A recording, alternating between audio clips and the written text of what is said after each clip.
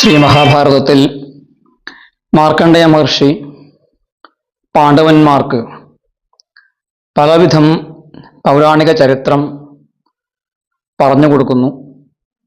ധർമ്മബോധമുണ്ടാക്കുന്ന, ചരിത്രബോധമുണ്ടാക്കുന്ന പുണ്യകഥകളാണ് പറഞ്ഞത്. പ്രധാനമായിട്ട് അതിൽ രാമായണ കഥ പറഞ്ഞു. രാമൻ യുധിഷ്ഠിരനെ പോലെ കാട്ടിൽ കഴിഞ്ഞതും സീതയെ നഷ്ടപ്പെട്ടു പോയതും പിന്നീട് വളരെ ക്ലേശം സഹിച്ചും യുദ്ധം ചെയ്തും സീതയെ വീണ്ടെടുത്തതുമായ കഥ പറഞ്ഞു. രാമായണ കഥ പറഞ്ഞതിന് ശേഷം മാർക്കണ്ഡേയ മഹർഷി യുധിഷ്ഠിരനെ ആശ്വസിപ്പിച്ചുകൊണ്ട് പറഞ്ഞു, രാമൻ എങ്ങനെയാണോ നഷ്ടപ്പെട്ട തൻ്റെ രാജ്യം നേടിയത്, അതുപോലെ അങ്ങ് ധർമ്മിഷ്ഠനായതുകൊണ്ട് നഷ്ടപ്പെട്ട രാജ്യം തിരിച്ചു കിട്ടും. അങ്ങ് ലോകം ഭരിക്കും, പഴയതുപോലെ പ്രതാപശാലിയായിട്ട് ഭരിക്കും എന്ന് മാർക്കണ്ഡേയ മഹർഷി പറയുന്നു. അത് കേട്ട് യുധിഷ്ഠിര മഹാരാജാവ് തനിക്ക് തന്നെക്കുറിച്ചല്ല കൂടുതലായിട്ടൊരു ദുഃഖം തോന്നുന്നത് തൻ്റെ പതിവ്രതയായ പത്നി പാഞ്ചാലി സീമന്തിനിയാണ്.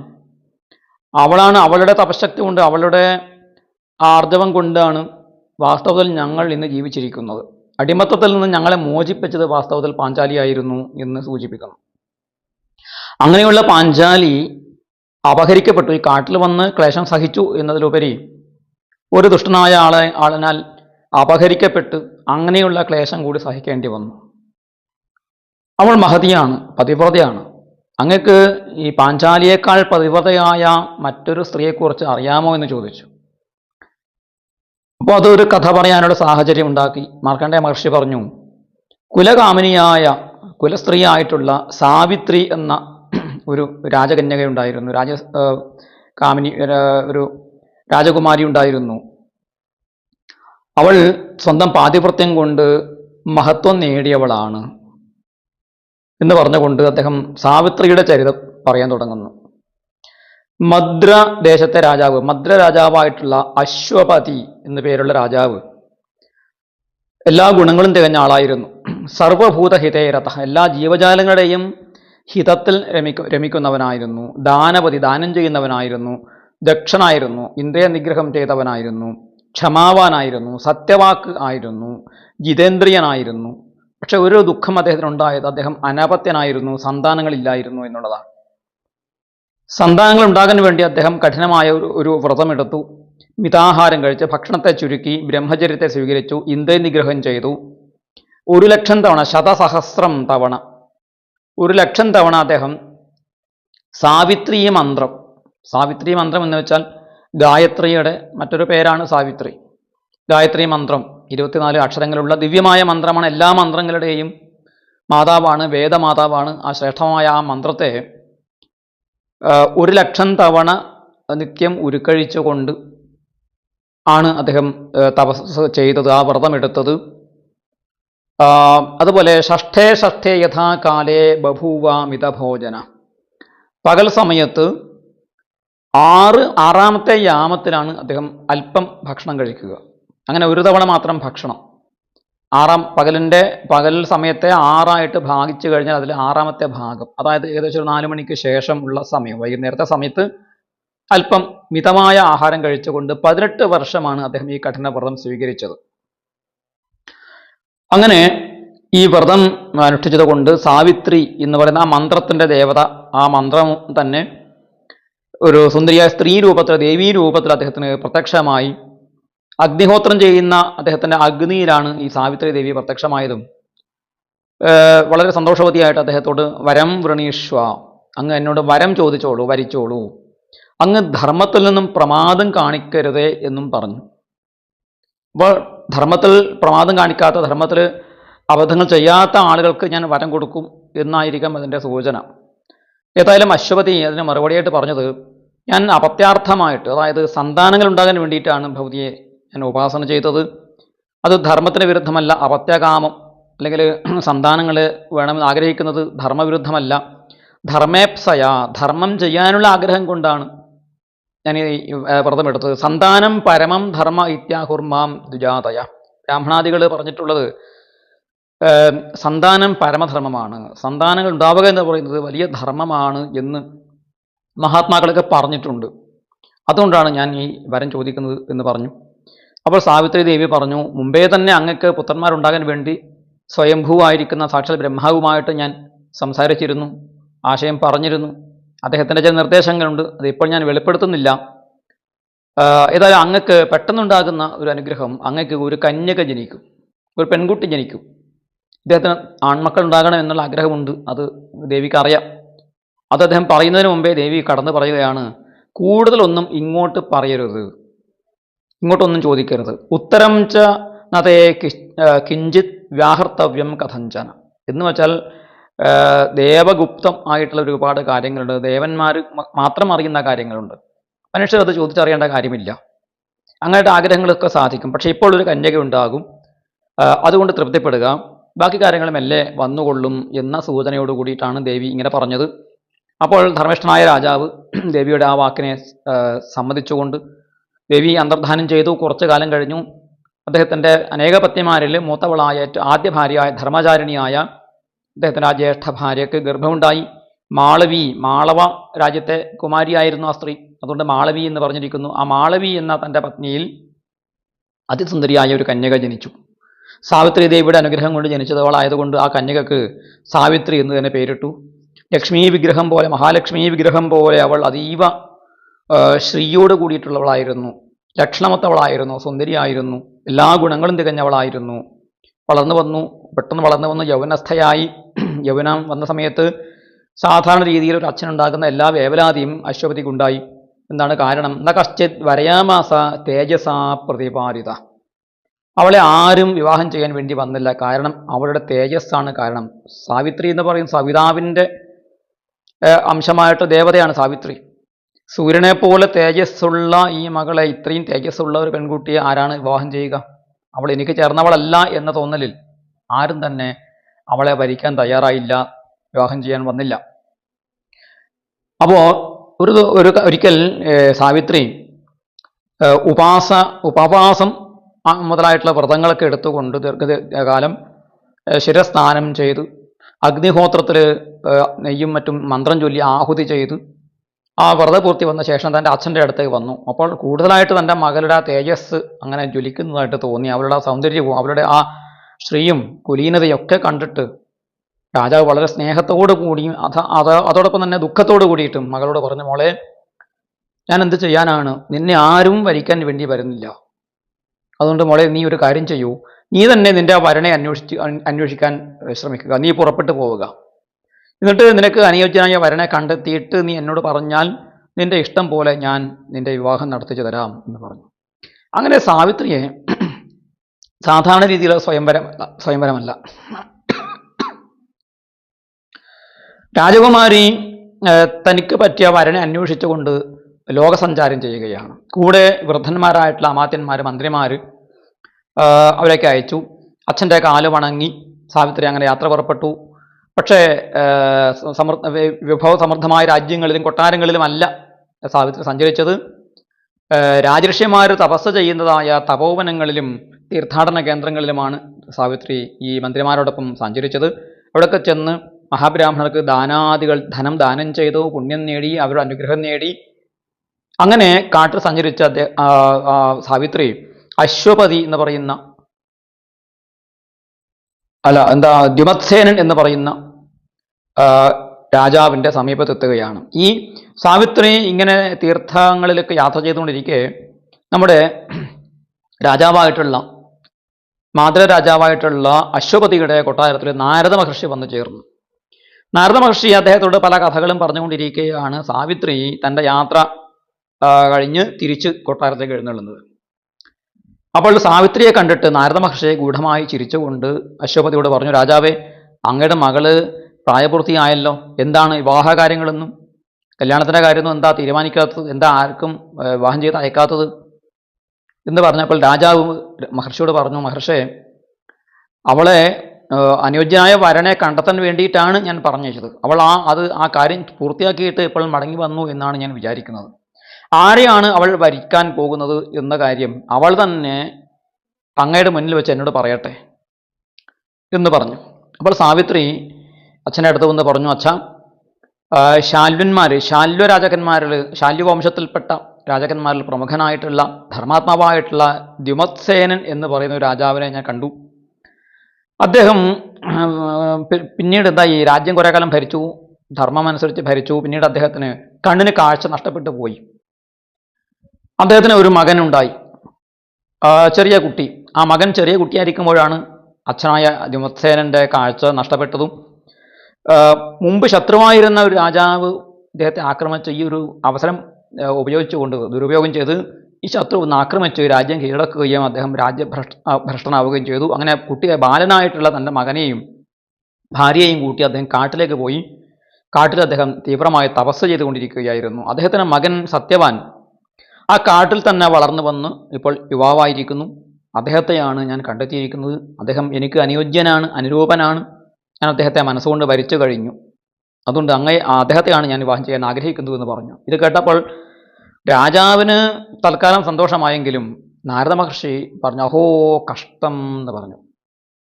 രാജാവ് അതിശയപ്പെട്ടു. എന്താ മഹാത്മാവേ കഷ്ടം എന്ന് പറഞ്ഞത്? നാരദൻ പറഞ്ഞു, രാജാവേ, കാര്യം വേണ്ടത്ര അറിയാതെയാണ് സാവിത്രി ഈ സത്യവാനെ വരച്ചിരിക്കുന്നത്. പറഞ്ഞത് ശരിയാണ്. സത്യവാൻ ആ പേര് പോലെ സത്യം മാത്രം പറയുന്നവനാണ്. അവൻ്റെ അച്ഛൻ സത്യം പറയുന്നവനാണ്, അമ്മയും സത്യം പറയുന്നവനാണ്, അവനും സത്യം മാത്രം പറയുന്നവനാണ്. അതുകൊണ്ടാണ് അവൻ സത്യവാൻ എന്ന് പേര് വന്നത്. അവൻ്റെ കുതിരകൾ വളരെ പ്രിയമാണ്. അച്ഛൻ്റെ പേര് എന്താ, ഇദ്ദേഹം തന്നെ ഈ മാതൃരാജാവിൻ്റെ പേര് അശ്വപതി എന്നാണല്ലോ. അതുപോലെ ഇദ്ദേഹത്തിനും അശ്വവുമായിട്ടൊരു ബന്ധമുണ്ട്. എന്താണ്, കുതിരകളെ വലിയ ഇഷ്ടമാണ്. അതുകൊണ്ട് കുതിരകളുടെ ചിത്രം വരക്കുന്നതിൽ സമർത്ഥനാണ്. അതുകൊണ്ട് ഇദ്ദേഹത്തിന് ചിത്രാശ്വൻ എന്നും പേരുണ്ട്. സത്യസന്ധനാണ് എന്ന് പറഞ്ഞു. അപ്പോൾ രാജാവ് അശ്വപതി ചോദിച്ചു, അദ്ദേഹത്തിന് ക്ഷമ, തേജസ്, ബുദ്ധി, ശൂരത ഒക്കെ ഉണ്ടല്ലോ മഹാത്മാവേ, അങ്ങനെയൊക്കെ ഉള്ളവനാണോ എന്ന് ചോദിച്ചു. നാരദൻ പറഞ്ഞു, അതൊക്കെ ഉണ്ട്. എങ്ങനെയുള്ള ഗുണങ്ങളാണ്? വ്യവസ്വാൻ, അതായത് സൂര്യന് സമാനമായ തേജസ്, ബൃഹസ്പതിക്ക് തുല്യമായ ബുദ്ധി, ഇന്ദ്രന് തുല്യമായ വീര്യം, ഭൂമിക്ക് സമമായിട്ടുള്ള ക്ഷമ, ഇതൊക്കെ ഉള്ളവനാണ്. അശ്വപതി ചോദിച്ചു, അവൻ ദാനിയും സുരൂപനും സുന്ദരമായ ശരീരമുള്ളവനും ഉദാരനും പ്രിയദർശനും, കാണാൻ കൊള്ളാവുന്നവനും ആർക്കും പ്രിയം തോന്നുന്ന ആ ദർശനമുള്ളവനും ബ്രഹ്മണ്യനും സത്യസന്ധനുമാണോ? നാരദൻ പറഞ്ഞു, സംകൃതിയുടെ മകൻ രന്തിദേവനെ കുറിച്ച് കേട്ടിട്ടില്ലേ? രന്തിദേവ ഇവ ഓദാര എന്ന് സാധാരണ പറയാറുണ്ട്. രന്തിദേവൻ എല്ലാം ദാനം ചെയ്തിട്ട് ജീവിതാവസാനത്തിൽ സർവസ്വം ദാനം ചെയ്തിട്ട് പട്ടിണി കിടന്ന് മരിക്കാൻ തയ്യാറായ ദാനിയാണ്. ആ രന്തിദേവന് തുല്യമായ ഔദാര്യമുണ്ട്. ഉശീന്ദ്രന്റെ മകനായ ഔശീനര ശിബിയെ പോലെ ബ്രഹ്മണ്യനും സത്യവാദിയുമാണ് അവൻ. യയാതിയെ പോലെ ഉദാരനാണ്, സോമനെ പോലെ പ്രിയദർശനാണ്. ചന്ദ്രൻ ആരും കാണാൻ ഇഷ്ടപ്പെടുന്നതാണല്ലോ ചന്ദ്രൻ. അതുപോലെ അശ്വിനി കുമാരന്മാരെ പോലെ രൂപവാനാണ്. പിന്നെ ദാന്തനാണ്, മൃദുവാണ്, ശൂരനാണ്, മൈത്രനാണ്, എല്ലാവരോടും മൈത്രീ ഭാവമുള്ളവനാണ്, അനസൂയുവാണ്, ഹ്രീമാനാണ്, കുറ്റം ചെയ്യാൻ ലജ്ജയുള്ളവനാണ്. ഇങ്ങനെയുള്ള ഗുണങ്ങളൊക്കെ പറഞ്ഞു. അശ്വപതി ചോദിച്ചു, എന്തെങ്കിലും ദോഷം കാണാനുണ്ടാകുമോ നാരദ മഹർഷി? നാരദൻ പറഞ്ഞു, ഏക ഏവാസ്യ ദോഷോസ്തി, അദ്ദേഹത്തിന് ഒരു ദോഷമുണ്ട്. എന്താണ്? സോദ്യപ്രഭതി സത്യവാൻ സംവത്സരേണ ക്ഷീണായു ദേഹന്യാസം കരിഷ്യതി. ഇന്ന് മുതൽ ഒരു വർഷം ആണ് അവൻ്റെ ആയുസ്. ആ ഒരു വർഷം കഴിയുന്ന ദിവസം അവൻ്റെ ആയുസ് അവസാനിച്ച് അവൻ ദേഹന്യാസം ചെയ്യും, ശരീരം വിട്ടു പോകും, ഉപേക്ഷിച്ചു പോകും, മരിക്കും എന്നർത്ഥം. ഒരു വർഷം കൂടിയേ ആയുസ്സുള്ളൂ. ഇന്ന് തൊട്ട് ദിവസം 365 ദിവസം കഴിഞ്ഞാൽ അവൻ മരിക്കും എന്നുള്ളതാണ് ഒരു ദോഷം. ഉടനെ രാജാവ് അശ്വപതി പറഞ്ഞു, സാവിത്രി മോളെ, നീ മറ്റൊരാളെ വരിച്ചോളൂ. എല്ലാ ഗുണങ്ങളും അവനുണ്ടെങ്കിലും ഇതൊരു പ്രധാന ദോഷം തന്നെയാണ്. ഒരു വർഷക്കാലം മാത്രം കഴിഞ്ഞ് ഭർത്താവ് മരിക്കുമെന്ന് വെച്ചാൽ അത് വലിയ ദോഷമാണല്ലോ. സാവിത്രി അച്ഛനോട് വളരെ ദൃഢബുദ്ധിയോട് മനസ്സോട് കൂടിയിട്ട് പറയുകയാണ്. നല്ല ശ്രേഷ്ഠമായിട്ടുള്ള ഒരു വാക്യമാണ് സാവിത്രി പറഞ്ഞത്. ഒരു ലോക നീതി പറഞ്ഞു. എന്താണ്? സകൃദംശോ നിപതതി സകൃത് കന്യാ പ്രതീയതേ സകൃദാഹ ദദാനീതി ത്രീണ്യേതാനി സകൃൽ. എന്താണ് അതിനർത്ഥം? സ്വത്ത് വിഭാജനം, സഹോദരന്മാർ തമ്മിൽ സ്വത്ത് വിഭജിക്കുന്നത് ഒറ്റത്തവണയെ ചെയ്യാറുള്ളൂ. സകൃത് കന്യാ പ്രതീയതേ, കന്യാദാനം ഒരു തവണ മാത്രമേ ചെയ്യുള്ളൂ. അതേ കന്യകയെ പിന്നെ മറ്റൊരാൾക്ക് ദാനം ചെയ്യാൻ പാടില്ല. സകൃദാഹ ദദാനീതി, ഒരാൾക്ക് ഞാൻ അങ്ങക്ക് ഇന്ന വസ്തു തരാം എന്ന് വാഗ്ദാനം ചെയ്താൽ ഒറ്റ തവണയാ വാഗ്ദാനം ചെയ്യേണ്ടതുള്ളൂ, അത് നിർവഹിക്കണം. അതിൽ പിന്നെ മാറാനും പാടില്ല, ആ ദാനം ചെയ്യുന്ന വസ്തു മാറാനും പാടില്ല. അതേ വസ്തു തന്നെ, അതേ കാര്യം തന്നെ ദാനം ചെയ്യണം. ഒരു തവണ മാത്രമേ ദാനത്തിനുള്ള വാഗ്ദാനം ചെയ്യാൻ പാടുള്ളൂ. ത്രീണ്യേതാനി സകൃത് സകൃത്, ഈ 3 കാര്യങ്ങളും ഒറ്റ തവണ മാത്രമേ ചെയ്യാൻ പാടുള്ളൂ. സ്വത്ത് ഭാഗിക്കുന്നതും കന്യാദാനവും തരാമെന്ന വാക്കും. ഇപ്പൊ ഇവിടെ അങ്ങ് കന്യാദാനം ചെയ്തിരിക്കുന്നു എന്നാണ് സാവിത്രി പറയുന്നത്. ദീർഘായുരഥവാൽപായു സഗുണോ നിർഗുണോ പിവ സകൃത് വ്രതോ മയാ ഭർത്ത ദ്വിതീയം വൃണോമ്യഹം. ദീർഘായു ആകട്ടെ, അല്പായുസാകട്ടെ, സഗുണനാകട്ടെ, നിർഗുണനാകട്ടെ, ഒരു തവണ ഞാൻ ഒരു ഭർത്താവിനെ വരിച്ചു, രണ്ടാമത് ഒരാളെ ഞാൻ വരിക്കുകയില്ല. ഇതാണ് സാവിത്രിയുടെ ദൃഢനിശ്ചയം. പണ്ട് കാലത്തെ കന്യകമാരുടെ, സ്ത്രീകളുടെ, കുമാരിമാരുടെ മനസ്സും ഇതുപോലെ ആയിരുന്നു. കുമാരനാശൻ അതുകൊണ്ടാണ് തൻ്റെ ആ ഒരു ഖണ്ഡകാവ്യത്തിൽ പറഞ്ഞത്, പഴകിയ തിരുവല്ലി മാറ്റിടാം, പഴകിയ തിരുവല്ലി മാറ്റിടാം, പുഴയൊഴുകും വഴി നേരെയാക്കിടാം, പുഴയൊഴുകും വഴി വേറെയാക്കിടാം, കഴിയുമവ മനസ്സൊഴിവത് അശക്യം ഒരാളിലൂന്നിയാൽ എന്ന് ലീല എന്ന തൻ്റെ ഖണ്ഡകാവ്യത്തിൽ കുമാരനാശൻ പാടിയിട്ടുണ്ട്. വള്ളി ഒരു വൃക്ഷത്തിൽ വള്ളി ചുറ്റി പിടിച്ചാൽ അതിനെ നമുക്ക് മറ്റൊരു സ്ഥലത്തേക്ക് പറിച്ചു നടാം. പുഴയെ നമുക്ക്, അതിൻ്റെ ഗതിയെ നമുക്ക് മാറ്റി ഒഴുക്കാം, പരിശ്രമിച്ചാൽ സാധിക്കും. പക്ഷേ നല്ല സൽസ്വഭാവമുള്ള കുമാരിമാരുടെ, കന്യകമാരുടെ, പെൺകുട്ടികളുടെ മനസ്സ് ഒരാളിൽ ഉറച്ചു പോയാൽ പിന്നെ മാറ്റാൻ സാധിക്കില്ല എന്ന് പറയും. പണ്ടത്തെ കാലമാണ്, അന്നത്തെ കാര്യമാണ് പറഞ്ഞത്, ഇന്നത്തെ കാര്യമാണെന്ന് പറയാൻ നിർവാഹമില്ല. സാവിത്രി പറഞ്ഞു, മനസാ നിശ്ചയം കൃത്വാ തതോ വാചാഭിധീയതേ ക്രിയത്തെ കർമ്മണ പശ്ചാത് പ്രമാണം മേ മനസ്തത. മനസ്സുകൊണ്ട് ഒരു നിശ്ചയം ചെയ്യുന്നു, ആ മനസ്സുകൊണ്ട് നിശ്ചയിച്ചതിനെ വാക്കുകൊണ്ട് പറയുന്നു, കർമ്മേന്ദ്രിയങ്ങളെ കൊണ്ട്, കർമ്മം കൊണ്ട് അതിനെ ചെയ്ത് കാണിക്കുകയും ചെയ്യുന്നു. ഈ 3 രീതിയിലാണ് നമ്മുടെ ഒരു ജീവിതത്തിൽ ഓരോ കർമ്മവും നമ്മൾ ചെയ്യുന്നത്. ആദ്യം മനസ്സ് അതിനെ നിശ്ചയിക്കും. അപ്പോൾ ആ മനസ്സ് പ്രമാണം മേ മനസ്തത, എനിക്ക് എൻ്റെ മനസ്സാക്ഷിയാണ്, മനസ്സാണ് പ്രമാണം. ആ മനസ്സ് തീരുമാനിച്ചു, വാക്കത് അതിനെ പറഞ്ഞു, ഇനി ഞാൻ അതിനെ പ്രവർത്തിച്ച് കാണിക്കും. ഈ 3 തരത്തിൽ അല്ലാതെ പിന്നെ അതിന് പുറകോട്ട് അതിന് ഗതിയില്ല, പുറകോട്ട് അല്ലെങ്കിൽ പിന്മാറുന്ന പ്രശ്നമില്ല എന്ന് സാവിത്രി പറഞ്ഞപ്പോൾ നാരദ മഹർഷി പറഞ്ഞു, രാജാവേ, സാവിത്രി സ്ഥിരബുദ്ധിയാണ്, അവളെ ധർമ്മത്തിൽ നിന്നും തടയാൻ ആർക്കും സാധിക്കുകയില്ല എന്ന് പറഞ്ഞു. രാജാവ് ഉടനെ തന്നെ വൃദ്ധന്മാരെയും ദ്വിജന്മാരെയും ഋത്തുക്കുകളെയും പുരോഹിതന്മാരെയും ഒക്കെ വിളിച്ച് മേധ്യാരണ്യം എന്ന് പേരുള്ളതായ ആ കാട്ടിലേക്ക് പ്രവേശിച്ചു. കന്യകയെയും കൂട്ടി പോയി. അന്ധനായ ദ്യുമത്സേന രാജാവിനെ കണ്ടു. നല്ല ശാലവൃക്ഷം പോലെ വളർന്നു നിൽക്കുന്ന അതിബൃഹത്കായനായിട്ടുള്ള വലിയ മനുഷ്യനായിരുന്നു. വൽക്കലം ധരിച്ചിരിക്കുന്നു, ജട ധരിച്ചിരിക്കുന്നു, തപസ്യയെ പോലെ കാണപ്പെട്ടു, കണ്ണ് കാണില്ല. രാജാവ് ചെന്നപ്പോൾ അദ്ദേഹം സ്വീകരിച്ചു, അർഘ്യപാദ്യാദികൾ ചെയ്ത് അതിഥിപൂജ ചെയ്ത് സ്വീകരിച്ചു. എന്താണ് വന്നത് ചോദിച്ചു. അപ്പോൾ അശ്വപതി പറഞ്ഞു, എൻ്റെ മകൾ സാവിത്രിയെ അങ്ങ് സ്നുഷയായി പുത്രഭാര്യയായിട്ട് സ്വീകരിക്കണം എന്ന് പറയാനാണ്. ദ്യുമത്സേനൻ പറഞ്ഞു, ഞാൻ രാജ്യച്യുതനാണ്, രാജ്യം നഷ്ടപ്പെട്ടവനാണ്, വനവാസിയാണ്, ധർമ്മമൊക്കെ ചെയ്യുന്നവനാണെങ്കിലും അന്ധനുമാണ്. മകൾ ഞങ്ങളുടെ കൂടെ കാട്ടിൽ ക്ലേശം സഹിച്ച് ജീവിക്കാൻ തയ്യാറാണോ? അശ്വപതി പറഞ്ഞു, ഞാനും മകളും ഈ കാര്യം നിശ്ചയിച്ച് ഉറപ്പിച്ച് വന്നതാണ്. അങ്ങയുടെ മകൻ എൻ്റെ മകൾക്ക് അനുരൂപനുമാണ്. നമ്മൾ തമ്മിലും ചേരും, ധർമ്മം കൊണ്ട് ചേരും. അതുകൊണ്ട് സത്യവാൻ ഇവളെ വരിക്കണമെന്നാണ് എൻ്റെ ആഗ്രഹം, അങ്ങ് എന്നെ മടക്കി അയക്കരുത് എന്ന് പറഞ്ഞു. ദ്യുമത്സേനൻ പറഞ്ഞു, ഞാനും മുമ്പേ ഇത് ആഗ്രഹിച്ചതായിരുന്നു, പക്ഷേ ഞാൻ ഭ്രഷ്ടരാജ്യനായതുകൊണ്ടും അന്ധനായതുകൊണ്ടും ചോദിക്കാൻ വന്നില്ല എന്ന് പറഞ്ഞു. അങ്ങനെ ആ കാട്ടിൽ വെച്ച് അവരുടെ വിവാഹം നടന്നു. വിവാഹത്തിന് ശേഷം കാഷായ വസ്ത്രം, തൻ്റെ ആഭരണങ്ങളൊക്കെ മാറ്റിവെച്ച് ഉപേക്ഷിച്ചുകൊണ്ട് സാവിത്രി കാഷായ വസ്ത്രം ധരിച്ച്, വൽക്കലം ധരിച്ച്, തപസ്വിനിയുടെ വേഷം ധരിച്ചുകൊണ്ട് തൻ്റെ ഭർത്താവിൻ്റെ അച്ഛൻ ശുരനെയും ശ്വശ്രുവിനെയും പൂജ ചെയ്തുകൊണ്ട് പരിചരിച്ചുകൊണ്ട് സർവർക്കും പ്രീതി ഉണ്ടാക്കുന്ന രീതിയിൽ ആ കുടുംബത്തെ പെരുമാറി പതിവ്രതയായിട്ട് തന്നെ ജീവിച്ചു. 1 വർഷം ആകാറായപ്പോൾ സാവിത്രി നാരദൻ പറഞ്ഞ ആ കാലം വരാറായി എന്നോർത്ത് ക്ഷീണിച്ച് ശരീരം ശോഷിച്ച് വരികയാണ്. എന്താണ് ആ 1 വർഷം പൂർത്തിയാകുന്നതോടുകൂടി സാവിത്രിയുടെ ജീവിതത്തിൽ എന്താണ് സംഭവിക്കുന്നത് എന്നാണ് ഇനി നമ്മൾ നോക്കേണ്ടത്.